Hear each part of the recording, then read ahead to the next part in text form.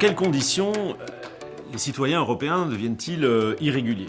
Le principe, c'est celui de la liberté de circulation et de séjour des citoyens européens, mais cette liberté de circulation et de séjour, elle comporte certaines limites qui ont été mises en place et organisées par une grande loi européenne, une grande directive adoptée en 2004. Il y a à très grands traits deux grandes limites qui sont importantes en matière de séjour. La première concerne les séjours entre 3 mois, d'une durée supérieure à 3 mois et inférieure à 5 ans. En effet, dans la directive, il y a une exigence de ressources qui fait qu'un ressortissant européen installé sur le territoire d'un autre État membre, pour pouvoir justifier de la régularité de son séjour, doit pouvoir expliquer qu'il a suffisamment de ressources et une assurance maladie sur le territoire de l'État d'accueil. L'idée de cette condition de ressources, c'est que le citoyen européen ne devienne pas une charge pour l'assistance sociale de l'État d'accueil.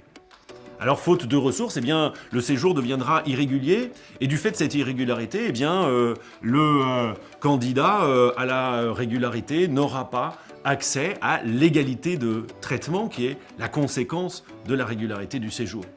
Un exemple célèbre était celui d'une décision de la Cour de justice de l'Union européenne à propos d'une Madame Dano. Madame Dano était une Roumaine installée en Allemagne et, faute de ressources, elle n'a pas pu demander l'assistance sociale, elle n'a pas pu demander les allocations sociales auxquelles elle prétendait avoir droit. L'irrégularité de son séjour lui empêchait d'accéder à l'égalité de traitement. La deuxième grande limite, c'est l'ordre public. L'ordre public, ça c'est une limite très générale pour toutes les libertés de circulation. Toutes les libertés de circulation sont limitées par, nous dit le traité, les exigences d'ordre public, de sécurité publique et de santé publique.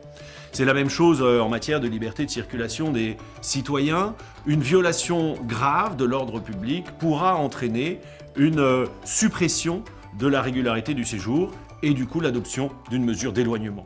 Ce qui est très important à retenir néanmoins, c'est que les citoyens européens, lors du contrôle de cet ordre public, seront fortement protégés et la Cour de justice ici veille à ce que les États n'adoptent pas des mesures trop rigoureuses en matière d'ordre public.